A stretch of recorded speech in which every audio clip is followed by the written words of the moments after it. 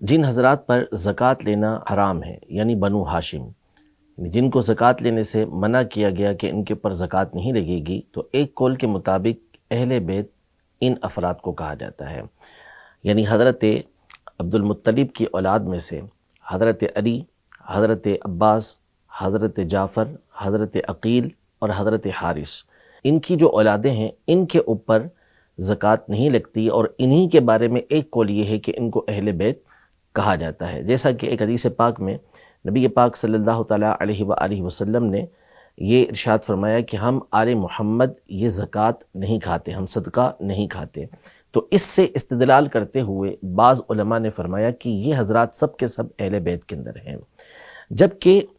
بعض علماء کے مطابق ایک حدیث مبارکہ میں یہ ارشاد ہوا کہ آل محمد کل تقی،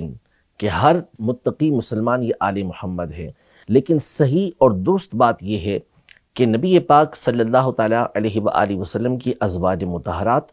اور نبی پاک صلی اللہ تعالیٰ علیہ وآلہ وسلم کی اولاد، یہ نبی پاک صلی اللہ تعالیٰ علیہ وسلم کے اہل بیت کہلاتے ہیں، یہ سب کے سب اہل بیت اطہار کے اندر شامل ہیں۔ حدیث مبارکہ میں صحیح بخاری شریف کے اندر جب صحابہ کرام علیہم رضوان نے عرض کی کہ ہم آپ پر درود پاک کیسے پڑھیں، تو نبی پاک صلی اللہ تعالیٰ علیہ وآلہ وسلم نے ان سے یہ ارشاد فرمایا کہ قولوا اللہم صلی علی محمد وعلی ازواجہ وذریتہ۔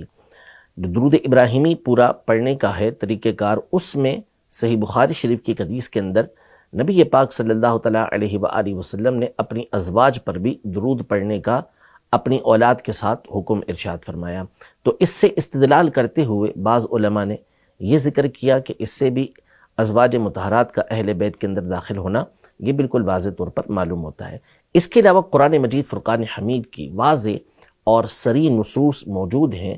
کہ نبی پاک صلی اللہ تعالیٰ علیہ وآلہ وسلم کی جتنی بھی ازواج مطہرات ہیں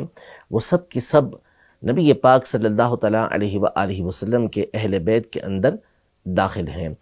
مشہور جو آیت مبارکہ ہے سورہ احزاب کی، جس میں اللہ جل شانہ نے یہ ارشاد فرمایا کہ انما یرید اللہ لیذہب عنکم الرجس اہل البیت ویطہرکم تطہیرا۔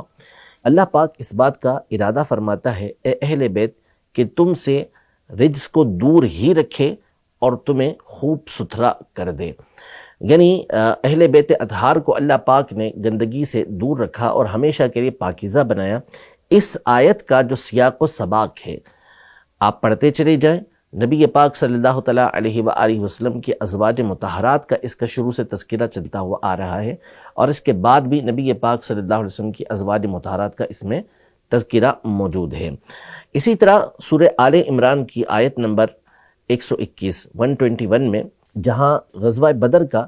ذکر اللہ پاک نے فرمایا، نبی پاک صلی اللہ تعالیٰ علیہ وآلہ وسلم جس وقت غزوہ بدر کے لیے تشریف لیتے ہوئے جا رہے تھے تو اس میں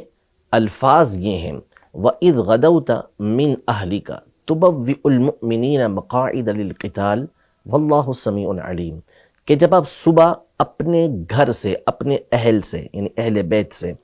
صبح کے وقت آپ نکلے اور جو لشکر تھے، جو لڑنے والے تھے، ان کو، مومنوں کو آپ لڑنے کی جگہ پر بٹھاتے رہے۔ واقعہ تو تفسیری ہے، اس میں جو استدلال ہے وہ یہ ہے کہ یہاں یہ ذکر کیا گیا ہے کہ نبی پاک صلی اللہ تعالیٰ علیہ وآلہ وسلم اپنے اہل سے صبح کے وقت غزوہ بدر کے لیے تشریف لے کر گئے۔ یہاں اہل کا لفظ استعمال ہوا جس کو اہل بیت کہا جاتا ہے، اور واضح طور پر یہ آیت مبارکہ اس وقت نازل ہوئی کہ جب حضرت عائشہ رضی اللہ تعالیٰ عنہا کے گھر سے نبی پاک صلی اللہ تعالیٰ علیہ وآلہ وسلم یہ غزوہ بدر کے لیے تشریف لے کر گئے۔ صحیح بخاری شریف کی حدیث مبارکہ موجود ہے، سیدہ عائشہ رضی اللہ تعالیٰ عنہا یہ ارشاد فرماتی ہیں کہ آل محمد 2 مہینے تک جو روٹی ہوتی تھی وہ بھی سر ہو کے نہیں کھاتے تھے، اور ایک روایت کے اندر ہے کہ آل محمد ان کے 3 چاند گزر جاتے تھے اور چولہا نہیں جلتا تھا، آگ نہیں جلتی تھی ان کے گھر کے اندر۔ تو یہاں آل محمد کا جو ذکر ہے وہ نبی پاک صلی اللہ تعالیٰ علیہ وآلہ وسلم کی ازواج مطہرات کے لیے ہے، اور یہ عقل سے بھی بات ثابت ہے کہ جو گھر کی خواتین ہوتی ہیں، بیویاں ہوتی ہیں، ظاہر وہ گھر کے افراد ہی ہوتے ہیں، اور اسی طرح جو اولاد ہوتی ہے وہ گھر کے افراد ہی ہوتے ہیں۔ تو یہ وہ حضرات ہیں کہ جن کا اہل بیت سے ہونا بالکل واضح ہے۔ البتہ چند ہستیاں اور ہیں جن کو اعزاز کے طور پر نبی پاک صلی اللہ تعالیٰ علیہ وآلہ وسلم نے اہل بیت اطہار کے اندر شامل فرمایا، جن میں سر فہرست نام سیدنا علی المرتضیٰ کرم اللہ تعالیٰ وجہہ الکریم کا ہے